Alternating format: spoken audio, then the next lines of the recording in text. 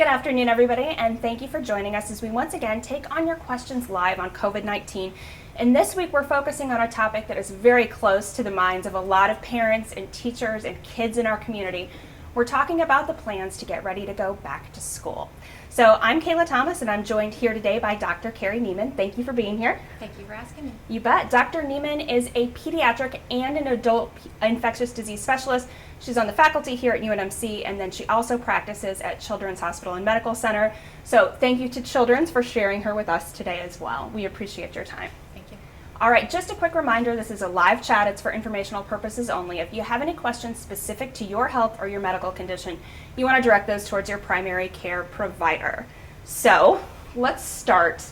We're learning more about COVID-19 week by week. What do we know at this point about kids and if they're getting the disease and if they're transmitting it to others? Okay. So children can definitely acquire this infection.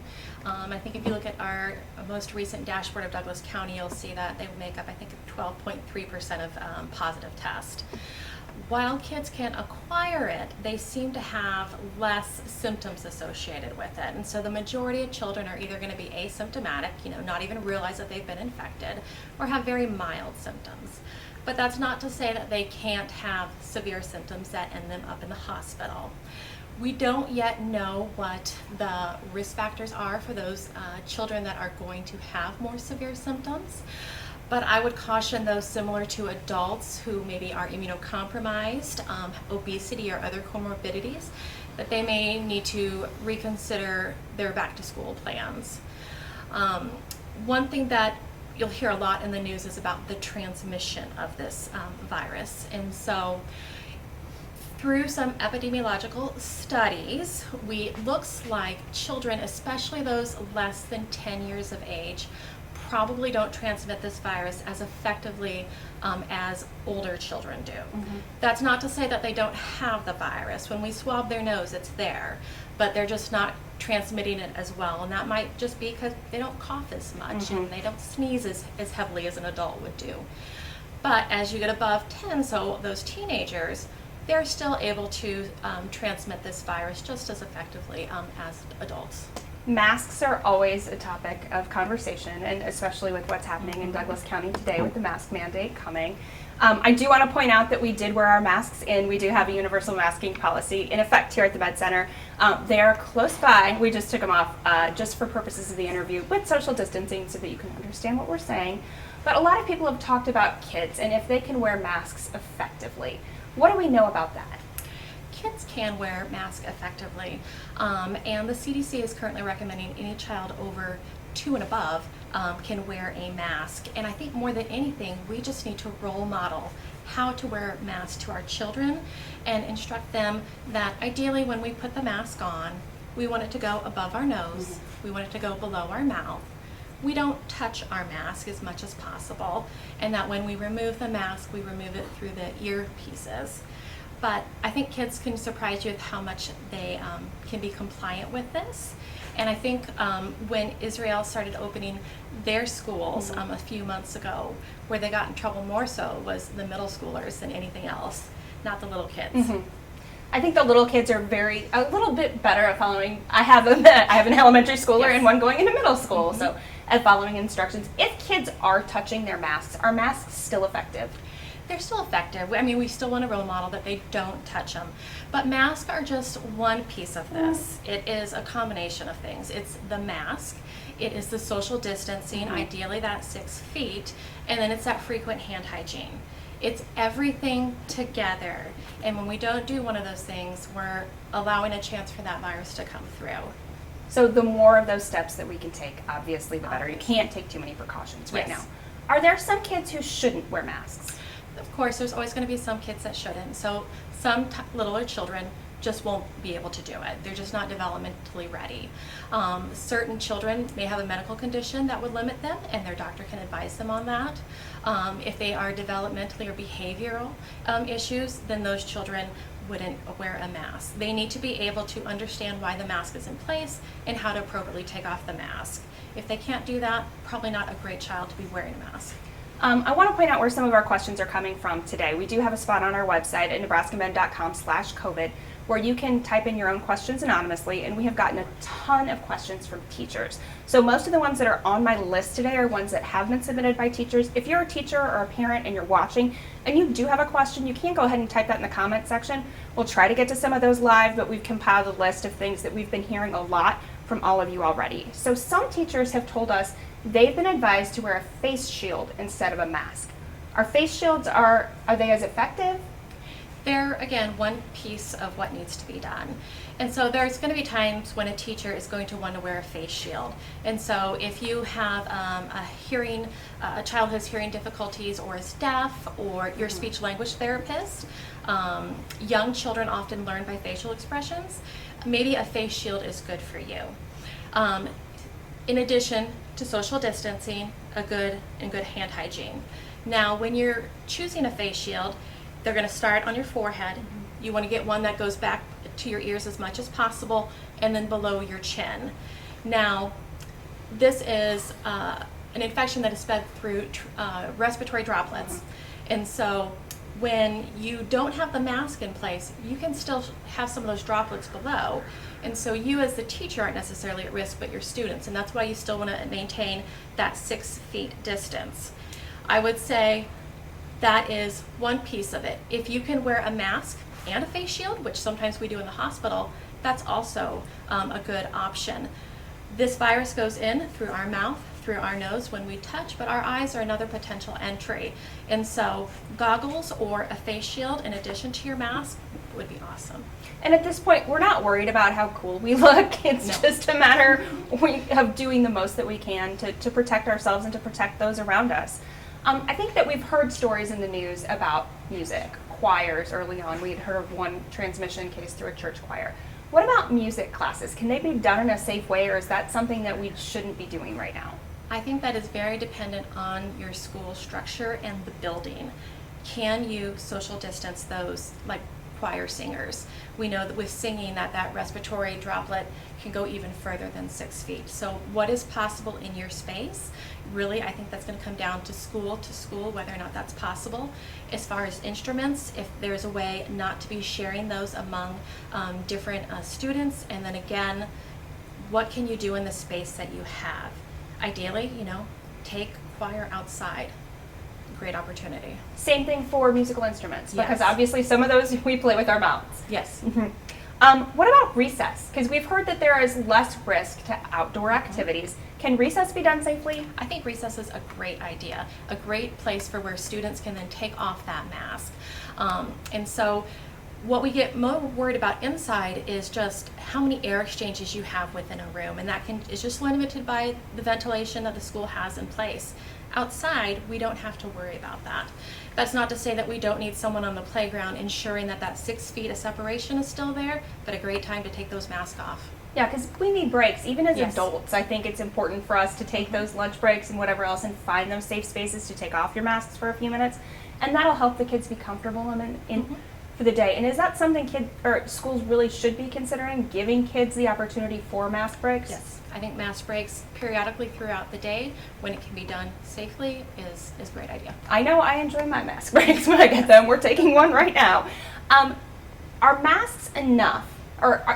Social distancing is one thing. Obviously, we wear masks when we can't be 6 feet apart. In some circumstances, kids will be closer than 6 feet apart. So are the masks enough to help in that situation?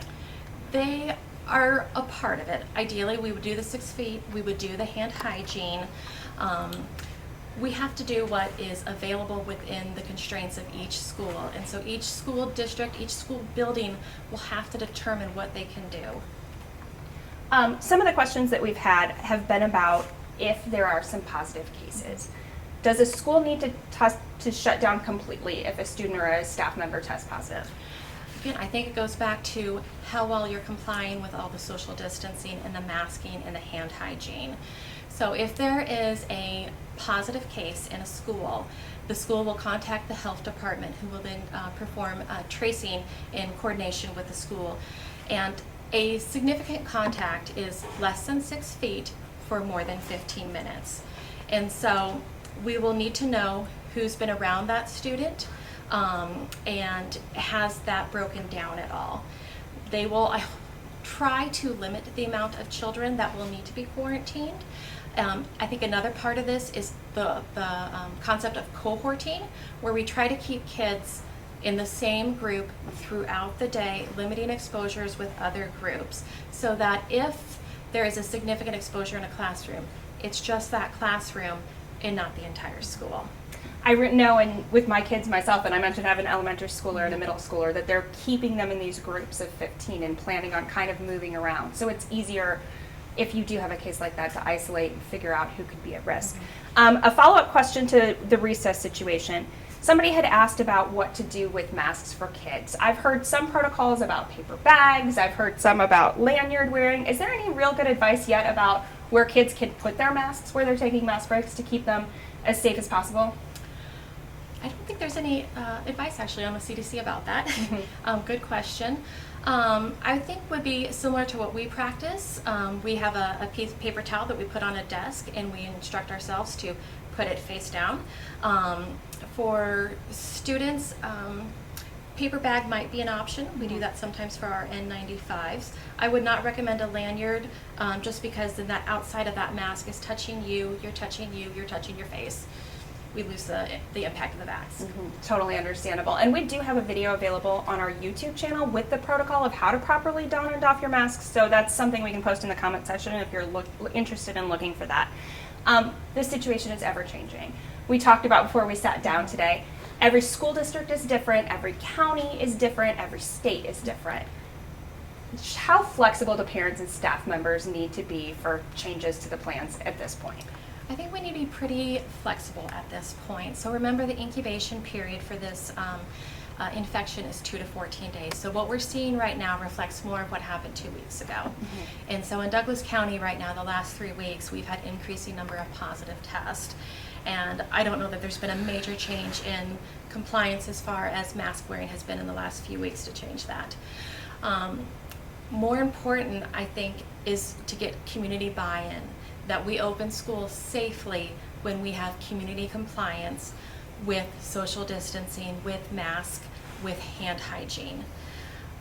Otherwise, schools have a chance of reclosing, unfortunately. And there's fatigue to this situation. Yes. We've been doing this for a long time, but now more than ever is not the time to let up, especially if we want these kids back in class. Back to the topic of ventilation. If teachers are in a classroom where they can open windows, run fans, are those things good ideas? So opening a window, yes, if it's safe. Might need to talk to the fire marshal. Don't want any kids falling out of windows. Definitely not. No. Fans, probably not, unless, so if you have a fan in the room, you have a chance to spread those droplets around, especially some that may have landed on surfaces, and so that's probably not advisable. If you could have a fan that somehow connected to a window so it vented outside and helped get new air out, that would be useful. There are teachers who are perfectly healthy, but they may have family members who are more at risk. They want to go back to work, but they're worried about causing a risk to their own life. Is there anything that they can do aside from the good hand hygiene, wearing the mask, to help protect their own families? I would say do all those things in school, but do those things outside of school too. Sure. Just remember that community transmission is where we are getting the majority of our cases at the moment. Somebody asked a question specifically about recommendations for maybe a teenage organ transplant recipient. Is that a case where maybe they should consider a remote option or homeschool? I think that would depend on where they are from their transplant and the degree of immunosuppression that they currently have. But I wouldn't be surprised if most parents in that situation would consider doing more remote learning. Materials. We're used to, I think back, in the school years past, we bought some things for our kids and some things that were group supplies. Are there supplies that kids can safely share, or should everyone have their own stuff? I think it would be easiest for teachers and students if they each have their own stuff. Otherwise, the teachers are just going to need to ensure that between use that those items are taken and decontaminated.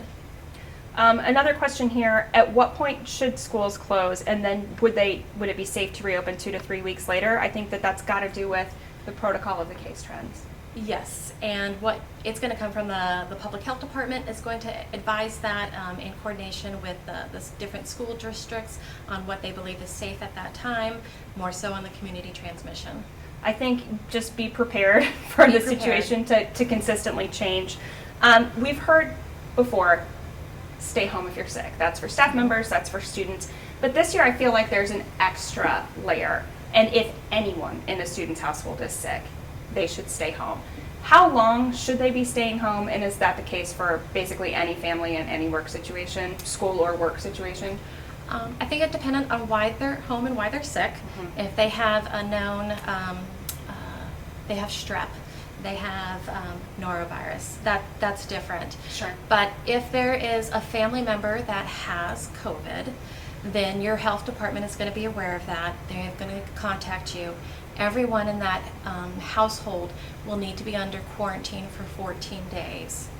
Now, if during that 14 days, one of those household members then develops symptoms or tests positive, then they will be home for additional 10 days from when they had their positive test. So you could be out multiple weeks. Have we seen many cases in our area of kids getting sick from COVID? I know that there were a couple cases that looked like the Kawasaki disease. Is that still a trend we're seeing much of? Yes. So you have to divide COVID and the MISC into two different things. So COVID is the acute infection, and so that is presenting more in the hospital setting, fevers, respiratory distress, needing help there. MISC is something that we see several weeks following COVID infection. And you don't have to necessarily have been symptomatic with your COVID. We find out more at the time you're presenting with your MISC, and that stands for multi-system inflammatory syndrome in children. And these children are usually presenting with fevers and inflammation of several organ systems, the heart, the GI system, the kidneys. It is similar to Kawasaki's disease, and we are treating it with similar therapies that we have with Kawasaki's disease, but we are still seeing it within the hospital. It overall is very rare, but we do see it within our hospital system. Flexibility is key here. As we just mentioned, there's so many situations that are so different. What's your advice right now, both for students and staff members and for parents, just about what they need to look out for and how important it is to model good behaviors and just be as safe as possible as we're trying to get things back to normal for back to school? I would encourage parents and teachers outside of the school system to follow the social distancing, the mask, the hand hygiene, and be great role models for all the children in the community. That is what's going to keep them safe so that when they go back to school, both the teachers and the students can stay healthy. We're focusing a lot on the children as we're talking here, but we have to remember that there's all the school teachers who are the elderly, who have other comorbidities and can have more severe disease with this illness. And so when we role model all the things that we need to do, we're not only helping our children, we're helping our students. It's one thing for a student to go home sick. It's another thing for a teacher to go home sick. Who's going to teach that class?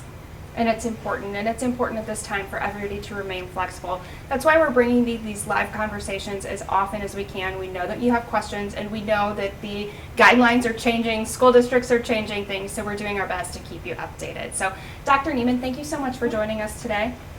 Thank you, it was fun. You bet. And all of you who are watching, if you do have any more questions, if you're watching this back later, you can go ahead and type those in comments, and we'll go ahead and do our best.